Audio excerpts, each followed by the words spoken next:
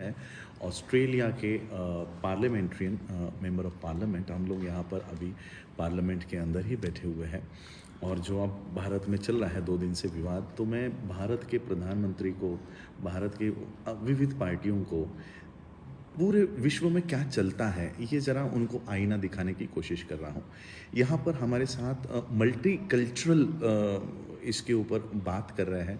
यहाँ ऑस्ट्रेलिया में अलग अलग धर्म के लोग हैं।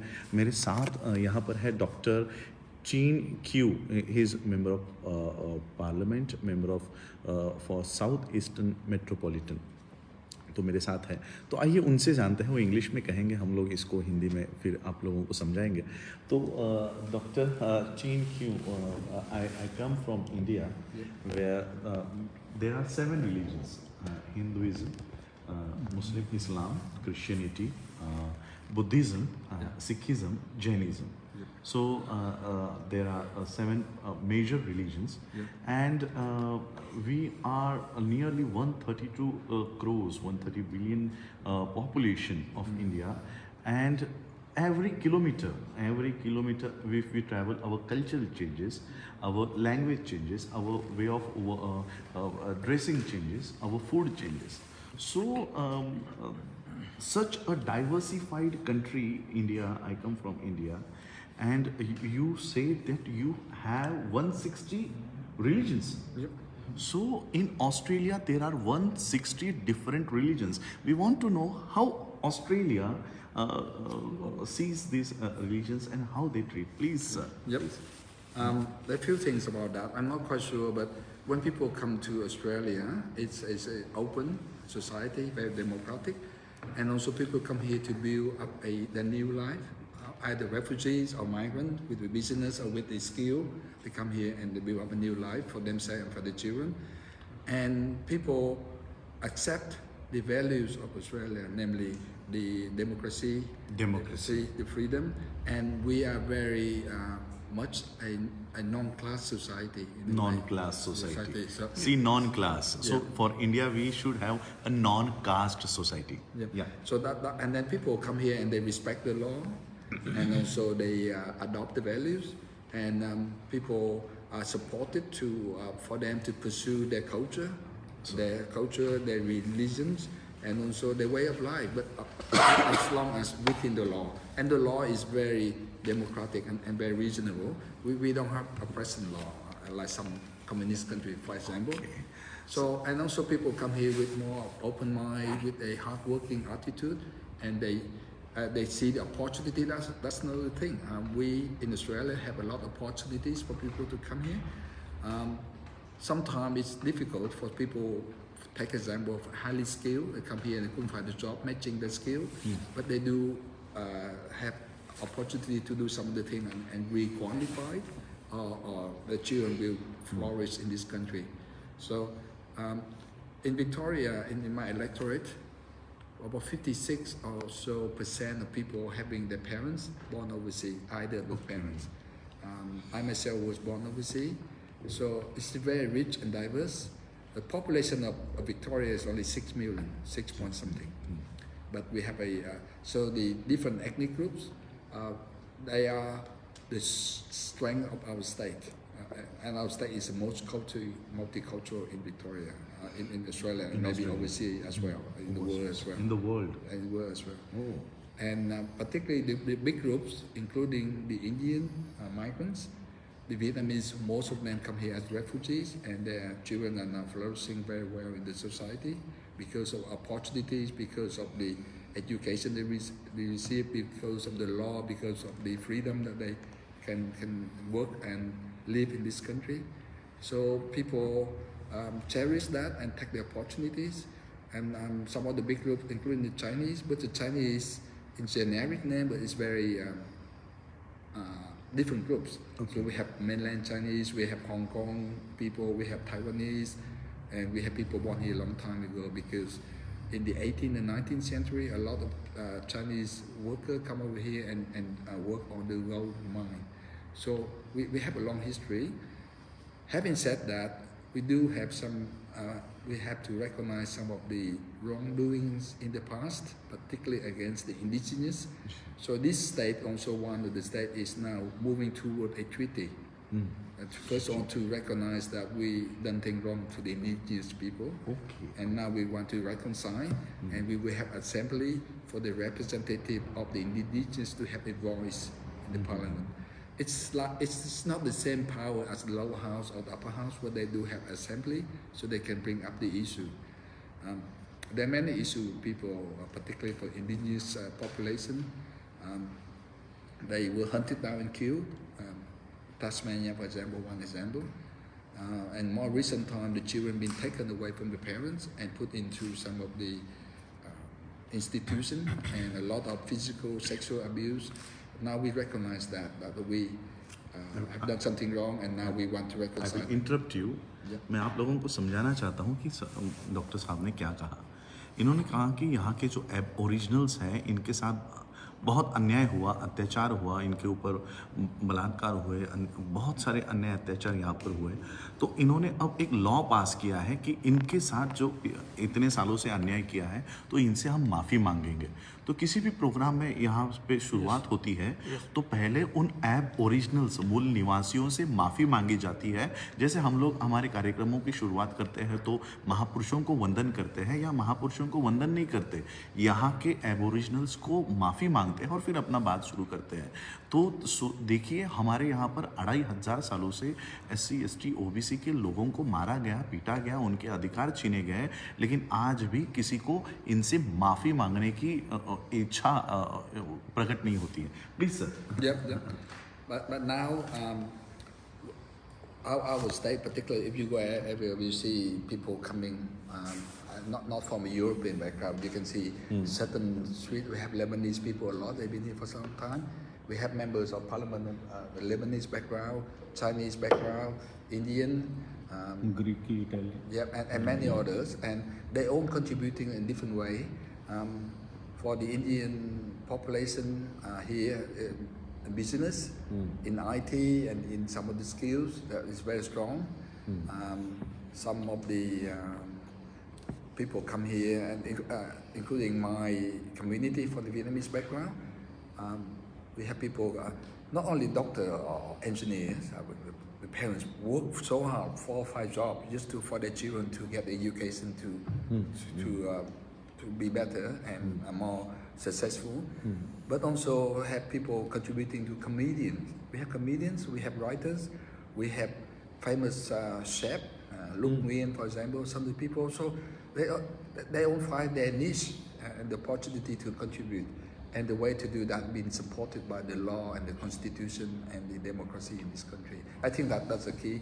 And also because it's relatively a young nation compared to India or compared to China. See. मैं फिर से interrupt करूँगा. It is a very young nation. ये 150 years ही हुआ है इस देश को establish होके.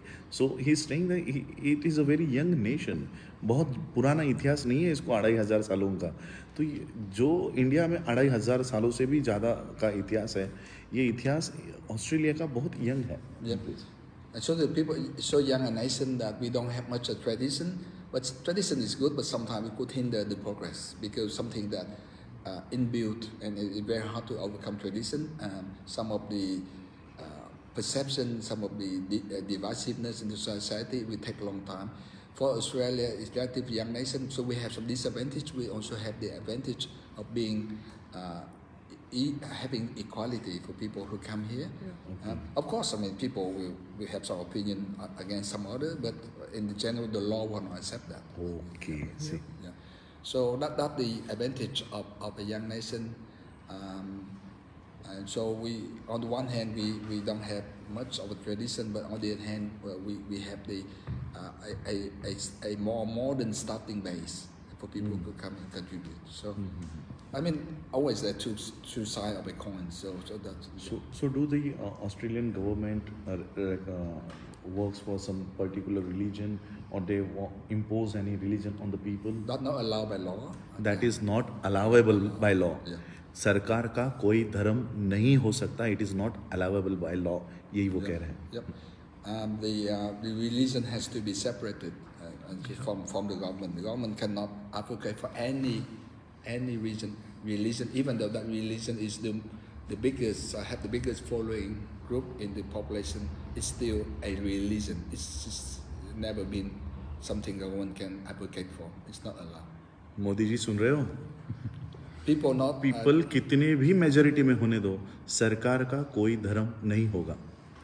People cannot be discriminated against based on their religions, their sexual orientation. So we have a very liberal and progressive about whether you are a homosexual or not, and so on. So they're all equal in front of the law.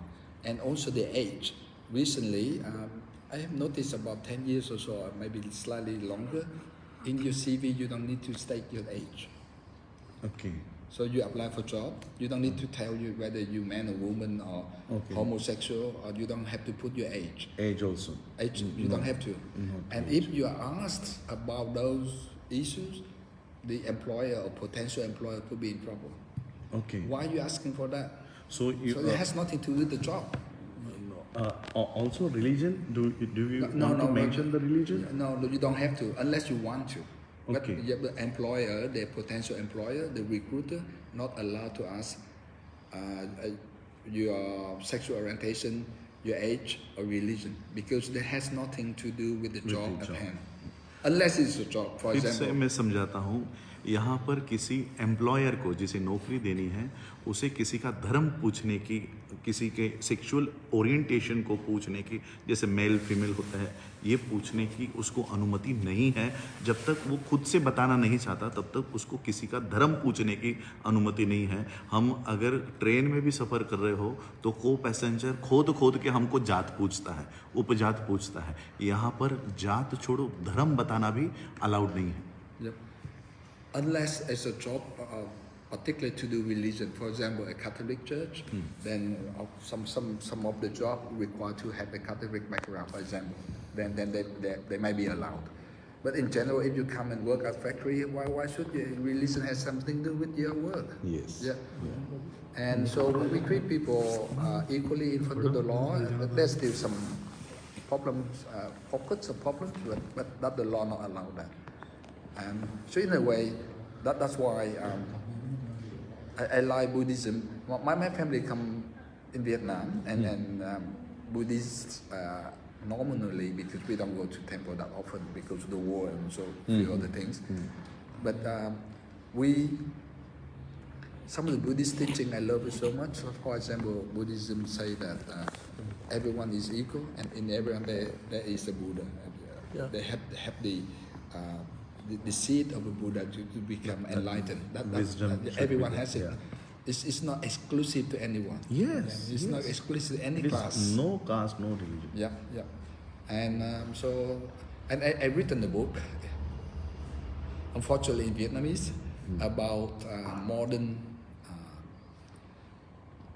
science and so Western science and Oriental philosophy. I treat Buddhism as a philosophy rather than religion in my book. See, yes. Yeah, and also mention something like Tao and some of the teaching in the East, and compare, because my background in quantum physics, so there's a lot of things that I can see very interesting. Nice. So बहुत अच्छा यहाँ पर जानकारी प्राप्त हुई है, जिससे भारत के लोगों को सोचने की, समझने की ज़रूरत है. यहाँ पर 160 डिफरेंट कल्चर के लोग यहाँ रहते हैं, अलग अलग धर्म को मानते हैं, अलग अलग, और उनकी वो जो कल्चर है उसे यहाँ की सरकार सिर्फ रोकती नहीं है, उनको बढ़ावा भी देती है, उनको सेलिब्रेट करती है.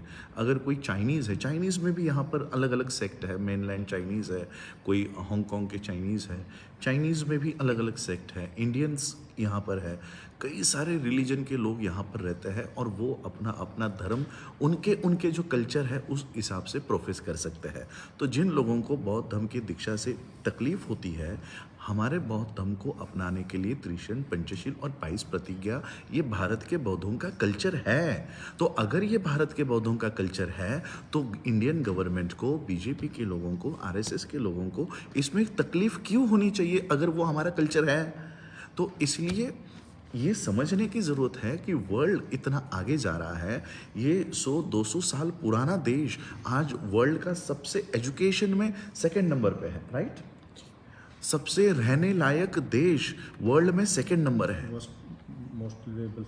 Most liveable city in world Australia है, जहां पर भारत के लोग, सबसे प्रोमिनेंट लोग भारत को छोड़कर जा रहे हैं। नरेंद्र मोदी को, भारत के प्रधानमंत्री को इंट्रोस्पेक्ट करने की जरूरत है कि क्यों इतने अच्छे अच्छे लोग भारत को छोड़ रहे हैं। क्योंकि आपकी गवर्नेंस गलत है, आप इस देश को ठीक से नहीं चला पा रहे हो। भारत जातियों से भरा पड़ा है, यहाँ पर जात छोड़ो, धर्म बताना गुनाह है। आप जात पूछ पूछ कर अन्याय करते हो, धर्म पूछ पूछ कर सिटीजनशिप देने वाले हो। और भारत के बाहर एक दिन भारत खाली हो जाएगा, किसके ऊपर आप राज करोगे? किनके ऊपर आप कानून बनाओगे? किसके लिए आप CA/NRC बनाओगे? और इसलिए मैं ये वीडियो आपके भले के लिए कर रहा हूँ। मैं आप लोगों को, भले कोई भी गवर्न होने दो, भारत हमारा देश है। पिछले कई हजारों सालों से हम चले आ रहे हैं। भारत को तबाह मत करो, भारत को रहने लायक बनाओ। भारत को छोड़कर लोग वर्ल्ड में जा रहे हैं। एक समय था सम्राट अशोक बुद्ध के काल में वर्ल्ड के लोग भारत में आते थे। कहीं ना कहीं आपको आपके गिरेबान में झांक कर देखने की ज़रूरत है, क्यों भारत की इकोनॉमी ख़राब हो रही है, क्यों भारत का एजुकेशन सिस्टम ख़राब हो रहा है, क्यों हमारे बच्चों को यूक्रेन में जाकर पढ़ाई करने की नौबत आती है। ये भारत के कोई भी प्रधानमंत्री हो, आने वाला हो, अभी का हो, इसको अपने गिरेबान में झांक कर देखने की ज़रूरत है। ये वीडियो मैंने खास भारत के लिए, क्योंकि मुझे भारत से प्यार है, इंडिया से प्यार है। मैं नहीं देख सकता अपना देश टूटते हुए, और इसलिए ये वीडियो मैं आप लोगों को इंटरव्यू इसलिए बताना चाहता था कि ये वर्ल्ड में काम होता है। आप सिर्फ भारत के बाहर स्टेज पर जाकर फ़ोटो खींचते हो, कम से कम ऐसी इंटरव्यू हमारे जो लोग, जो अर्नब जैसा एक जानवर ही है जो दिन भर भोगता रहता है, ऐसे इंटरव्यूज़ कभी करा के दिखाओ। भारत के बाहर क्या होता है, भारत के बाहर सिर्फ आप लोग जाकर क्या करके आते हो पता नहीं। तो कम से कम ये भारत के बाहर किस तरह से अपने देश को उभार रहे हैं। सिर्फ 150 साल हो गया है वर्ल्ड की। आज ₹1 जो इंडिया का है, वो यहाँ पर $1 मेरे ख्याल से 54 रुपीज़ देकर हमें यहाँ का $1 मिलेगा। 150 साल का देश है, उनकी इकोनॉमी हमसे 54 गुना आगे है। 54 गुना। हमें $1 ऑस्ट्रेलियन खरीदने के लिए 55 रुपीज़ लगेंगे। हमारा ₹1 सोचो कहाँ पर यहाँ पर है। तो 100 साल का देश हमसे इतने आगे है। लाखों 2500 सालों से हमारा ये देश चला आ रहा है, आज कहीं पर नक्शे में नहीं है। और आप अपने आप को विश्व गुरु बताते हो, विश्व गुरु। क्या आपकी इकोनॉमी रह गई है? और इसलिए मैं आज आपसे विनती करना चाहता हूँ, भारत के लोगों ने आपको देश चलाने के लिए दिया है।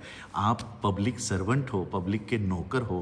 प्लीज़ हमारा देश ठीक से चलाइए। अगर नहीं चला सकते, किसी और को दे दीजिए ताकि वो देश ठीक से चलाए और भारत की तरक्की करे। बस इतनी विनती मैं ऑस्ट्रेलिया के धरती से भारत के सभी राजनेताओं को करना चाहता हूँ। हमने आपको वहाँ पर धर्म का प्रचार करने के लिए नहीं भेजा, हमने आपको वहाँ पर किसी कल्चर का प्रचार करने नहीं भेजा, भारत को संभालने के लिए भेजा है। प्लीज़ हमारा देश ठीक से संभालिए।